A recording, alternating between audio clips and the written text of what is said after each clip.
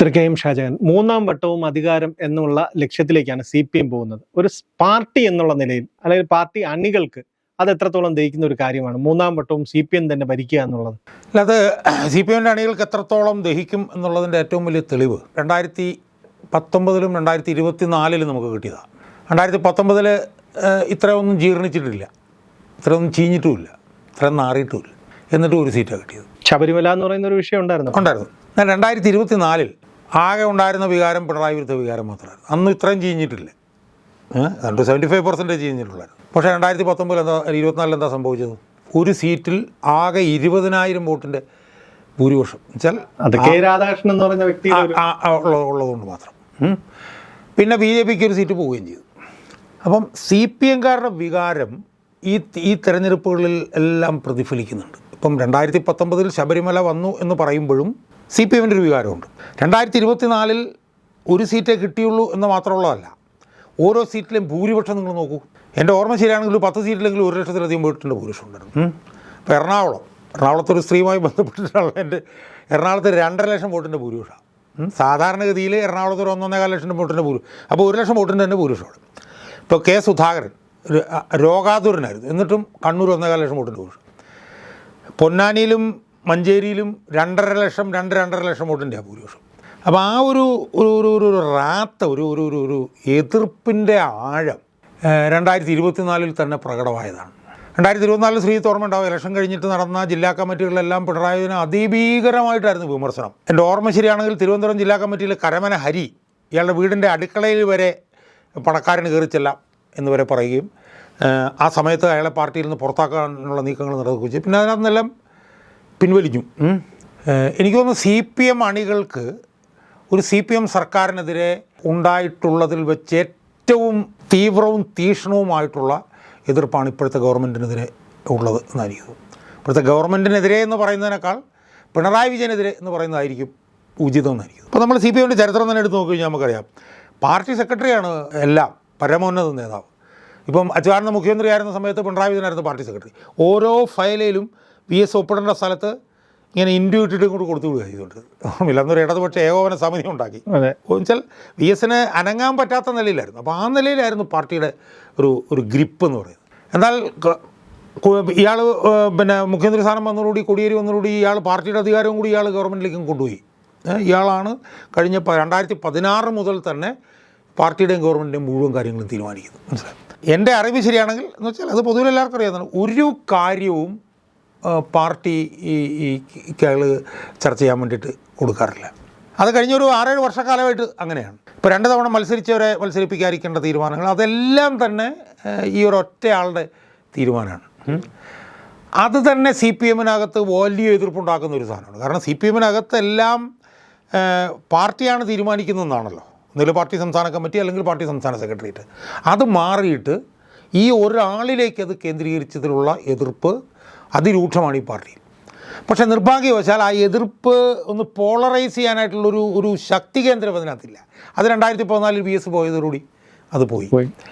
അപ്പം ഇപ്പോൾ പറയുന്ന വിഭാഗീയത തീർന്നു, എതിർപ്പില്ല എന്നാണ് പറയുന്നത്. പക്ഷേ വിഭാഗീയത തീർന്നത് ശരിയാണ്, പക്ഷേ എതിർപ്പ് മറ്റതിനേക്കാൾ രൂക്ഷമാണ്. പക്ഷേ ആരെയും അവർക്ക് നോക്കിക്കാണാൻ പാർട്ടിയിലില്ല. അതിൻ്റെ ഒരു പ്രശ്നമാണ് ഇപ്പം നേരിടുന്നത്. അതിലേറ്റവും പ്രധാനപ്പെട്ടതും ഏറ്റവും പുതിയതുമായിട്ടുള്ള വിഷയമാണ് PM ശ്രീ എന്ന് പറയുന്നത്. എന്തിനാണ് PM ശ്രീയിൽ ഒപ്പിട്ടത് എന്നുള്ളൊരു ചോദ്യമുണ്ട്. അതൊരു സംശയവും വേണ്ട, അത് അദ്ദേഹത്തിൻ്റെ കുടുംബപരമായിട്ടുള്ള പരിമിതികൾ കൊണ്ട് മാത്രമാണ്. ഇപ്പം അയാളുടെ മകളുടെ കാര്യം നോക്കൂ. മകളുടെ കാര്യത്തിൽ മാസപ്പടി കേസിൽ സീരിയസ് ഫ്രോഡ് ഇൻവെസ്റ്റിഗേഷൻ ഓഫീസിൻ്റെ അന്വേഷണം കഴിഞ്ഞ് അതിൻ്റെ ചാർജ് ഷീറ്റ് എക്കണോമിക് ഒഫൻസസിൻ്റെ ചീഫ് ജുഡീഷ്യൽ മജിസ്ട്രേറ്റ് കോടതിയിൽ കൊടുക്കുകയും അവർ സമൻസ് അയക്കാൻ തീരുമാനിക്കുകയും ചെയ്തു. 9ാം പ്രതിയാണ് മകൾ. ഡൽഹി ഹൈക്കോടതിയിൽ ഒരു കേസ് നിൽക്കുന്നുണ്ട്, പിന്നെ അന്വേഷണം റദ്ദാക്കണം എന്നൊക്കെ പറഞ്ഞിട്ട് ഈ കരിമണൽ കർത്താവ് തന്നെ കൊടുത്തിരിക്കും. ആ കേസ് നീണ്ടുപോകുന്നത് കൊണ്ട് മാത്രമാണ് മകൾക്ക് സമൻസ് പോകാത്തത്. യഥാർത്ഥത്തിൽ ആ ഡേറ്റുകൾ വളരെ പ്രസക്തമാണ്. ഒക്ടോബർ 20 അപ്പം ആ കേസ് CMR-ൽ കൊണ്ടുവന്നിട്ട് ഡൽഹി ഹൈക്കോടതി കൊടുത്തു. ആ കേസ് CMR-ന് വേണ്ടി വാദിക്കുന്ന ഇന്ത്യയിലെ ഏറ്റവും പ്രമുഖനായിട്ടുള്ള വക്കീലായിട്ടുള്ള കപിൽ സിബല ആ കേസ് 24 തവണ മാറ്റിവെച്ചു. 24ാമത്തെ തവണ SFIOയും കേന്ദ്ര ഗവൺമെൻറ്റും ഒക്കെ വന്നിട്ട് ചോദിച്ചത് എന്താണിത്, ഇതൊരു കള്ള കമ്പനി കൊടുത്ത ഒരു ഹർജിയിന്മേൽ ഇത്രയും മാറ്റിവെക്കുന്നത് എന്തൊരു ഇതാണെന്നൊക്കെ ചോദിച്ചു. അവസാനം അതിൻ്റെ അന്തിമവാദം ഒക്ടോബർ 28-29 തീയതികളിൽ ഫിക്സ് ചെയ്തു. അപ്പോൾ ഇയാൾക്ക് ഏതാണ്ട് മനസ്സിലായി അന്ന് വാദം നടന്നു കഴിഞ്ഞാൽ തള്ളിപ്പോയി കഴിഞ്ഞാൽ ഫസ്റ്റ് സ്റ്റെപ്പ് എന്ന് പറഞ്ഞാൽ മകൾക്ക് സമൻസ് പോകുക എന്നുള്ളതാണ്.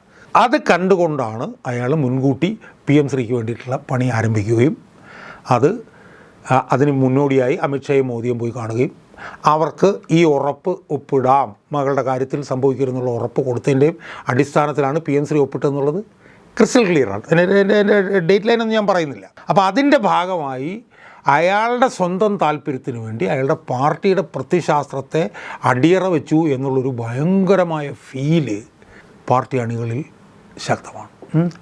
അതോടൊപ്പം തന്നെ ഈ BJP ആയിട്ടുള്ള അയാളുടെ ഈ ഒളിച്ചുകളി ഇപ്പോൾ ശ്രീജിത്ത് ആലോചിച്ച് നോക്കൂ. ആ ഒളിച്ചുകളിയുടെ ഏറ്റവും പ്രധാനപ്പെട്ട ഒരു പ്രതിഫലനം ഞാൻ പറയാം. EDയുടെ ഇപ്പോൾ ഉള്ള ഈ വരവ്, ED ശബരിമല കേസിൽ വരേണ്ട യാതൊരു കാര്യവുമില്ല. കാരണം സ്തുത്യർഹമായ അന്വേഷണം ഹൈക്കോടതി നടത്തിക്കൊണ്ടിരിക്കുക. മനസ്സിലായില്ലേ? ഹൈക്കോടതി കഴിഞ്ഞ 1.5 മാസത്തിനുള്ളിൽ 8 ഇടക്കാല ഉത്തരവുകളാണ് പുറപ്പെടുവിച്ചത്. എന്നിട്ട് SITയെ വെച്ചു. SITയിലെ ഉദ്യോഗസ്ഥന്മാർ ആരൊക്കെയാണെന്ന് തീരുമാനിച്ചു. അവരെന്ത് ചെയ്യണമെന്നുള്ളത് പറഞ്ഞു കൊടുത്തു, അവർക്ക് സമയം കൊടുത്തു, അവരോട് കോടതി കൊടുത്തു. അപ്പോൾ അങ്ങനെ സ്തുത്യർഹമായി ഹൈക്കോടതി അന്വേഷിച്ചുകൊണ്ടിരിക്കുമ്പോൾ അതിനകത്ത് EDക്ക് എന്താണ് റോള്?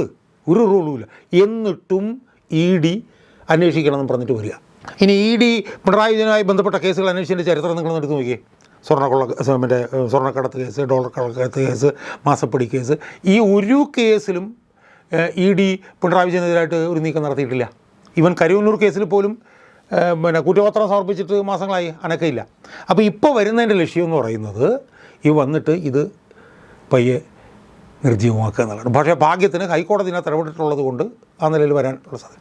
അപ്പോൾ ആ നിലയിലുള്ള BJP ആയിട്ടുള്ള ഇയാളുടെ ഈ കണ്ണൈവൻസ്, കോൺസ്പിറസി, അതാണ് യഥാർത്ഥത്തിൽ CPMൻ്റെ അണികളെ ഏറ്റവും കൂടുതൽ മത്തിച്ചിട്ടുള്ള ഒരു കാര്യം.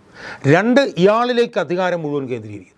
3, അഴിമതി എന്ന് പറയുന്നത് പാർട്ടി അണികൾക്ക് തൊട്ട് മുകളിലുള്ളവർ വരെ അത്യാവസാനം ആ അഴിമതിയുടെ അതിൻ്റെ അങ്ങേ അറ്റമാണ്. നമ്മളിപ്പോൾ പ്രാദേശികമായിട്ട് എന്ന് കഴിഞ്ഞാൽ പ്രാദേശികമായിട്ടുള്ള നേതാക്കന്മാരാണ് അവിടെയുള്ള ഈ പറഞ്ഞ പോലെ റിയൽ എസ്റ്റേറ്റ് കാര്യങ്ങൾ, ഈ സംഭവങ്ങളെല്ലാം നോക്കുന്നത്. ഒരു ഏരിയ സെക്രട്ടറി എന്ന് പറഞ്ഞു കഴിഞ്ഞാൽ അവനൊക്കെ ഇന്ന് ലക്ഷപ്രഭുവാണെന്നുള്ള നിലയിലേക്ക് വന്നിരിക്കുന്നു. ഇപ്പോൾ തന്നെ ഈ തദ്ദേശ ഭരണ തെരഞ്ഞെടുപ്പുമായിട്ട് ബന്ധപ്പെട്ട് നോക്കിയേ, പച്ചയ്ക്ക് വന്നിട്ട് എനിക്ക് സീറ്റ് തന്നില്ല അതുകൊണ്ട് ഞാൻ നിൽക്കാൻ പോകണമെന്ന് പറയാൻ ഒരു മടിയില്ല. ഇപ്പോൾ ആ ഉള്ളൂരുള്ള ഒരുത്തൻ ശ്രീകണ്ഠൻ എന്ന് പറഞ്ഞ ദേശാമാല, അവൻ വന്നിട്ട് പറയുന്നത് എന്താണ്? ഞാൻ ദേശാമാനിൽ നിന്ന് റിട്ടയർ ചെയ്തു, എനിക്ക് സീറ്റ് തരണം. എത്രയോ സ്ഥലങ്ങളിൽ CPMൽ നിന്ന് സീറ്റ് കിട്ടാത്തതുകൊണ്ട് ആളുകൾ പുറത്തേക്ക് പോകുന്നു. അപ്പം ഇതൊന്നും പരസ്യമായി പറയാനൊരു മടിയില്ല എന്നുള്ള നിലയിലേക്ക് വന്നിരിക്കും. അപ്പം അതുകൊണ്ട് തന്നെ അടുത്ത തവണ ഇത് വരരുത് എന്ന് CPMൻ്റെ അണികളിൽ 90% ആഗ്രഹിക്കുന്നു. എന്തുകൊണ്ട് ആഗ്രഹിക്കുന്നതെന്നറിയാമോ? ആഗ്രഹിക്കുന്നത് അടുത്ത ഒരു 5 വർഷം മാറി എന്ന് കഴിഞ്ഞാൽ ആ അടുത്ത 5 വർഷം കഴിയുമ്പോൾ പിന്നെ വരൂ. ഇപ്പോൾ ഉദാഹരണത്തിന് എൻ്റെ വീടിൻ്റെ അടുത്തൊരു പ്രധാന പാർട്ടിക്കാരനുണ്ട്. ആ പ്രധാന പാർട്ടിക്കാരൻ ഇപ്പോഴും അയാൾ പാർട്ടിയിൽ നിൽക്കുകയാണ്. സ്ഥാനം ഞാൻ പറയുന്നില്ല, കാരണം സ്ഥാനം പറഞ്ഞു കഴിഞ്ഞാൽ പിന്നെ നാളെ പുറത്താക്കും. അയാൾ എന്നോട് പറഞ്ഞൊരു പോയിൻ്റ് എന്താണെന്നറിയോ? എന്നോട് പറഞ്ഞു, ഷാജാൻ സാബേ BJP വന്നാലും വേണ്ടില്ല CPM പോകണമെന്ന് പറഞ്ഞു. അപ്പോൾ ഞാൻ പറഞ്ഞു, ഇത് ഞാനല്ലേ CPMനെ ഏറ്റവും കൂടുതൽ വിമർശിക്കുന്നത്, ഞാൻ പോലും ഇങ്ങനെ പറഞ്ഞിട്ടില്ല, പക്ഷേ നീ ഇങ്ങനെ പറയുന്നത് എന്താണ് എന്ന് ചോദിക്കുമ്പോൾ അവൻ്റെ മറുപടി എന്താണെന്നറിയോ? BJP വന്നാലെങ്കിലും ആണെങ്കിൽ പോലും CPM 5 വർഷം കഴിഞ്ഞാൽ തിരിച്ചു വരുള്ളൂ. അതിൻ്റെ കാരണം എന്താണെന്ന് ചോദിച്ചാൽ CPM പോയ സ്ഥലത്തൊന്നും പിന്നെ വന്നിട്ടില്ല. ബംഗാളിൽ 35 വർഷം ഭരിച്ചു, പോയി വന്നില്ല. ത്രിപുരയിൽ 30-40 വർഷം ഭരിച്ചു, പോയി വന്നില്ല. പക്ഷേ കോൺഗ്രസ് അങ്ങനെയല്ല, അവർ പോയാൽ തിരിച്ചു വരും, ചിലപ്പോൾ 5 വർഷം 10 വർഷം കഴിയുമ്പോൾ. മനസ്സിലായി? അപ്പോൾ അതുകൊണ്ട് തന്നെ ഇത് എങ്ങനെയെങ്കിലും ഭാവിയിലെങ്കിലും ഇതൊന്ന് രക്ഷപ്പെടണമെങ്കിൽ ഇതിപ്പോഴത്തേക്ക് അങ്ങ് തീരണം. ഇത് ഈ ലെവലിൽ ഒരു മൂന്നാമത്തെ 3.0 കൂടെ പോയി കഴിഞ്ഞാൽ പിന്നെ 35 വർഷം അല്ല 40 വർഷം കഴിഞ്ഞാലും ഇതിന് പൊടി പോലും കാണില്ല എന്ന അണികൾക്ക് കൃത്യമായ ബോധ്യമുള്ളതിൻ്റെ അടിസ്ഥാനത്തിലാണ് അവർ ഇതിനെ രക്ഷിക്കാൻ വേണ്ടിയിട്ടാണ് ഇത് എങ്ങനെയെങ്കിലും പോകണം എന്നവർ ആഗ്രഹിക്കുന്നത് എന്നുള്ളതാണ് എനിക്കത് കാണുമ്പോൾ തോന്നിയിട്ടുള്ളത്. ഇതിൽ പാർട്ടി വേദികളിലെല്ലാം ഈ അണികൾക്ക് ഇപ്പോൾ ഒരു സർക്കാരിനെയോ പാർട്ടിയെ അടച്ച് ആക്ഷേപിക്കുന്നതിനോ അല്ലെങ്കിൽ വിമർശിക്കുന്നതിനോ ഒരു പരിധിയുണ്ട്. കാരണം CPMൻ്റെ ഒരു കേഡർ സംവിധാനത്തിൻ്റെ ഒരു നഷ്ടപ്പെട്ടുകൊണ്ടിരിക്കുകയാണെങ്കിൽ ഒരു കേഡർ സംവിധാനത്തിന്റെ ഒരു രീതി വെച്ചിട്ട് അവർക്ക് വിമർശിക്കാം. അപ്പൊ അത് സ്വാഭാവികമായി വോട്ടിങ്ങിൽ ഇത് പ്രതിഫലിക്കുമെന്നാണോ താങ്കൾ പറയുന്നത്? അല്ല ശ്രീത്തെ, അത് എന്താണെന്നറിയോ, ഈ CPMൻ്റെ അണികൾക്ക് CPMനെതിരെ കണക്ക് തീർക്കാനും CPMനൊരു പാഠം പഠിപ്പിക്കാനും അവർക്ക് ഇലക്ഷനിൽ മാത്രമേ കഴിയത്തുള്ളൂ. അപ്പോൾ ഞാനൊരു ചെറിയ ഉദാഹരണം പറയാം. തെരഞ്ഞെടുപ്പ് ഏതാണെന്ന് ഞാൻ പറയുന്നില്ല.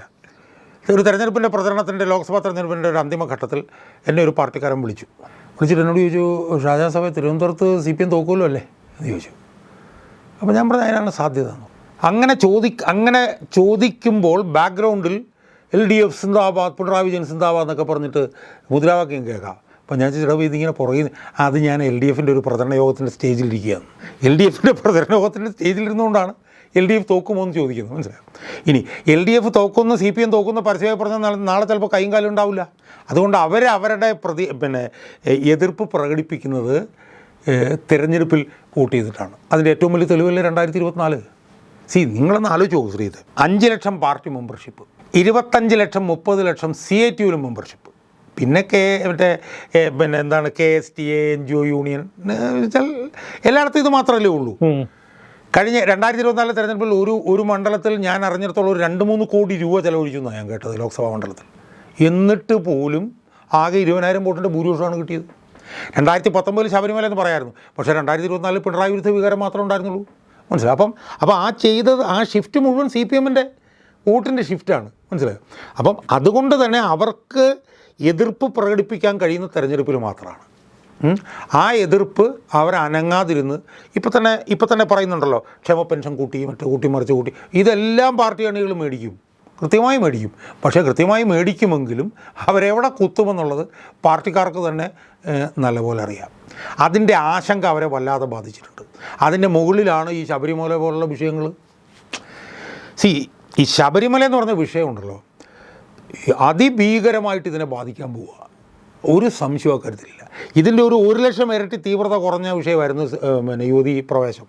അന്ന് പോലും ഒരു സീറ്റേ കിട്ടിയുള്ളൂ.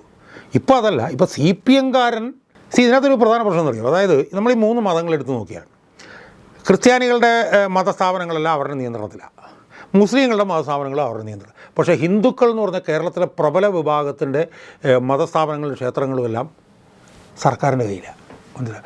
അതിൽ തന്നെ ഏറ്റവും നിർണായകമായിട്ടുള്ള ഒരു തീർത്ഥാടന കേന്ദ്രമാണ് ശബരിമല. അവിടെയൊക്കെ പറയുന്നത് വെച്ചാൽ ഈ മറ്റു സ്ഥലങ്ങളിൽ നിന്നുള്ള ഇവരൊക്കെ വന്നിട്ട് അയ്യപ്പ എന്നൊക്കെ പറഞ്ഞിട്ട് 10 പവൻ്റെയൊക്കെ മാലയെടുത്ത് എറിയുകയാണ്. ആ ഹുണ്ടിയിൽ ഇതാണ് ഈ കൺവെയർ ബെൽറ്റാണ്. അപ്പം അത് കൊണ്ടുപോകുന്നു, അത് കണക്കില്ലാത്ത സ്വർണവും വെള്ളിയും വൈരവും പൈസയല്ല, കണക്കില്ലാത്ത. പിന്നെ ഇതിന് കണക്കുമില്ല എന്ന് പറഞ്ഞാൽ ഇതിന് ഓഡിറ്റും ഇല്ല.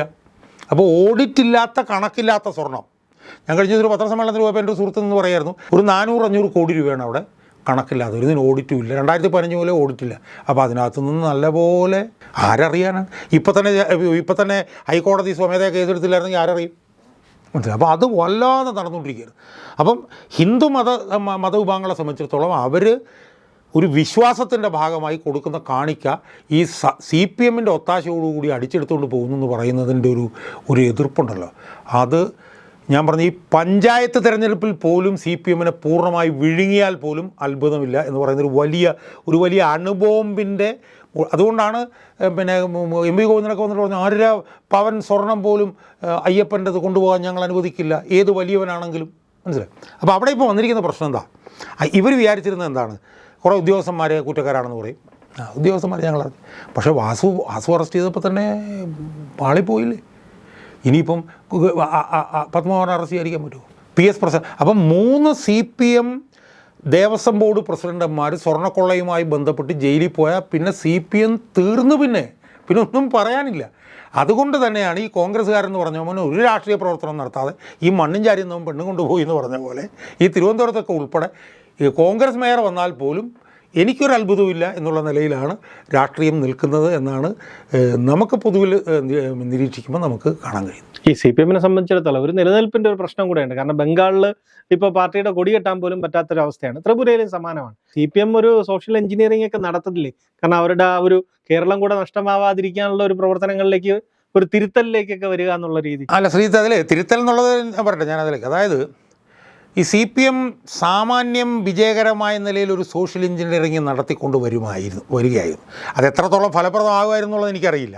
കാരണം സുകുമാരനാരെ പിടിച്ചുകൊണ്ട് നായന്മാരുടെ വോട്ട് മുഴുവൻ കിട്ടണമെന്നും വെള്ളാപ്പള്ളി എന്ന് പറഞ്ഞ് കൊണ്ടുവന്നിട്ട് അതൊന്നും ഫലപ്രദമാകുമെന്ന് എനിക്കറിയില്ല. എന്നാലും അവരതിങ്ങനെ നടത്തിക്കൊണ്ട് വരികയായിരുന്നു. അയ്യപ്പ സംഗമം മറ്റത് മറിച്ചത് അത് കൊണ്ടുവന്നപ്പോഴത്തേക്കാണ് ഈ ശബരിമല എന്ന് പറഞ്ഞൊരു ഘടകമുണ്ടല്ലോ, ഇത് ഇവരുടെ കംപ്ലീറ്റ് പദ്ധതികളെയും തലകീഴ്മേലായി മറിച്ച് കളഞ്ഞു. കാരണം ഇതൊരു വിശ്വാസത്തിൻ്റെ പ്രശ്നമാണ്. നിങ്ങൾ ഒരു വിശ്വാസത്തിൻ്റെ പേരിൽ ഒരിടത്ത് കൊണ്ടുവന്നിട്ട് കാണിക്കുക, ഒരുത്തം വന്ന് കൊള്ളയടിച്ചുകൊണ്ട് പോകുക എന്ന് പറഞ്ഞാൽ അത് നിങ്ങൾക്ക് ഒരു കാരണവശാലും അംഗീകരിക്കാൻ പറ്റില്ല. CPMനുള്ള ഏറ്റവും വലിയ ഒരു പരിമിതി എന്ന് പറഞ്ഞാൽ എന്താണ്? CPMൻ്റെ വോട്ട് ബാങ്ക് ഒരു 40-45% വരുന്ന ഹിന്ദുക്കളാണ്, മനസ്സിലായോ? ഈ പൊട്ടന്മാർ ബി ജെ പിക്കാർക്ക് മനസ്സിലാവാത്തതാണ്. ബി ജെ പിക്കാരൻ വിചാരിക്കുന്നത് എന്താണ്, കോൺഗ്രസ് തീർന്നാൽ കേരളത്തിൽ കോൺഗ്രസ് തീരില്ല. കാരണം കോൺഗ്രസിന് വോട്ട് ചെയ്യുന്ന 29% മുസ്ലിങ്ങളും 15% ക്രിസ്ത്യാനികളുമാണ്. അപ്പോൾ അതുകൊണ്ട് തന്നെ സി പി എമ്മിനെ മതിക്കുന്ന വിഷയം അതാണ്. അവരുടെ vote bank Hindu vote bank. ആ ഹിന്ദു വോട്ട് ബാങ്കിൽ വിശ്വാസത്തിൻ്റെ പേരിൽ ഇട്ടത് മുഴുവൻ അവരുടെ നേതൃത്വത്തെ അടിച്ചെടുത്തുകൊണ്ട് പോയി എന്നുള്ളത്. അപ്പോൾ അതുകൊണ്ട് തന്നെ അവർ നടത്തിക്കൊണ്ട് വന്ന സാമാന്യ വിജയകരമായി നടത്തിക്കൊണ്ട് വന്നൊരു സാധനം ഈ ശബരിമല വന്നതോടുകൂടി കംപ്ലീറ്റായിട്ട് പോയി. അതിൽ നിന്ന് അവർക്കിനി രക്ഷ നേടാൻ കഴിയില്ല, രക്ഷയില്ല അവർക്ക്. കാരണം എന്താണെന്ന് വെച്ചാൽ ഹൈക്കോടതിയുടെ ഈ കാര്യത്തിലുള്ള ഇടപെടലുണ്ടല്ലോ, ഒരു രക്ഷയില്ല. കാരണം ഇതാദ്യം അവർ പുറത്തു കൊണ്ടുവന്നതിന് ശേഷം അവർ SIT വെച്ചു. SIT വെച്ചതിന് ശേഷം അതിൽ ഉദ്യോഗസ്ഥന്മാരെ അവർ തന്നെ തീരുമാനിച്ചു. അവർക്ക് മാൻഡേറ്റും കൊടുത്തു, അവർക്ക് ടൈം ബൗണ്ടായിട്ടും കൊടുത്തിട്ട് പറഞ്ഞു ഇത് ഉണ്ണികൃഷ്ണൻ പോറ്റിക്ക് ഒറ്റയ്ക്ക് ചെയ്യാവുന്ന കാര്യമല്ല. ഇത് ഫ്രം ദ ഹയർ എഷലൻസ് ഡൗൺവേർഡ്സ് എന്ന് പറഞ്ഞാൽ ഏറ്റവും ഉന്നതൻ മുതൽ താഴ്ന്നിട്ടുള്ളവർ, അതുകൊണ്ട് എല്ലാവരും പിടിച്ചോണം. എന്നിട്ട് പറഞ്ഞു ദേവസ്വം നിയമപ്രകാരം 3 പേരോടാണ് ഉത്തരവാദിത്വം. ഒന്ന് ടുവേർഡ്സ് ദ ഡയറ്റി ഭഗവാൻ, ഒന്ന് ടുവേർഡ്സ് ദ ഡിവോട്ടീസ്, ഒന്ന് ടുവേർഡ്സ് ദി സ്റ്റേറ്റ്. ഈ 3 പേരോടുമുള്ള ഉത്തരവാദിത്വം ബോർഡ് നിർവഹിച്ചിട്ടുണ്ടോ ഇല്ലയോ എന്നുള്ളത് അന്വേഷിച്ച് തരാൻ പറഞ്ഞു കൊടുത്തിരിക്കുകയാണ്. അതുകൊണ്ട് അറസ്റ്റ് ചെയ്യാതിരിക്കാൻ പറ്റില്ല. ഇപ്പോൾ വാസുവിനെ അറസ്റ്റ് ചെയ്ത് കഴിഞ്ഞപ്പോൾ വാസു ചെയ്ത കുറ്റം തന്നെയാണ് പത്മകുമാറും പ്രശാന്തും ചെയ്തത്. അപ്പോൾ വാസുവിനെ അറസ്റ്റ് ചെയ്ത് കഴിഞ്ഞാൽ മറ്റൊരു അറസ്റ്റ് ചെയ്യാതിരിക്കാൻ പറ്റില്ല. അപ്പോൾ ഈ 3 CPM ദേവസ്വം ബോർഡ് പ്രസിഡന്റുമാരും കൂടി പോകുന്നതോടുകൂടി പിന്നെ പിടിച്ചാൽ അവർക്ക് കിട്ടില്ല. കാരണം ഇവർ 3 പേരും CPM ആണ്. അപ്പോൾ അത് വലിയ തോതിലുള്ളൊരു ഭീഷണി CPM-നെ ഇപ്പം കണ്ണൂരൊക്കെ തന്നെ ഇങ്ങനെ കഴിഞ്ഞ ദിവസം പറഞ്ഞിട്ടില്ല, എല്ലാ ദിവസവും വീട്ടിൽ കയറണം എന്ന് ഞാൻ പറഞ്ഞാൽ വീട്ടിൽ കയറിയിട്ടില്ല. അവരാശങ്ക പ്രകടമാണ്. മനസ്സിലായി? ഇപ്പം കഴിഞ്ഞ തദ്ദേശ സ്വയംഭരണ സ്ഥാപന തെരഞ്ഞെടുപ്പിൽ പോലും കണ്ണൂർ ഉൾപ്പെടെയുള്ള പാർട്ടി ഗ്രാമങ്ങളിൽ UDF-ൻ്റെ സ്ഥാനാർത്ഥികൾ ജയിച്ച ചരിത്രമുണ്ട്. അവിടെയൊക്കെ നിങ്ങൾ നോക്കിക്കോ, വിചാരിക്കുന്നതിനേക്കാൾ അവരവിടെ ചെയ്യും. അപ്പം അതുകൊണ്ട് തന്നെ വലിയൊരു കയത്തിലേക്ക് തലകുത്തി വീണ ഒരു മട്ടിലാണ് ഇപ്പോൾ CPM-ൻ്റെ നിലനിൽപ്പ് എന്നാണ് ഇപ്പോൾ നമുക്കിത് നോക്കുമ്പോൾ കാണാൻ കഴിയുന്നത്.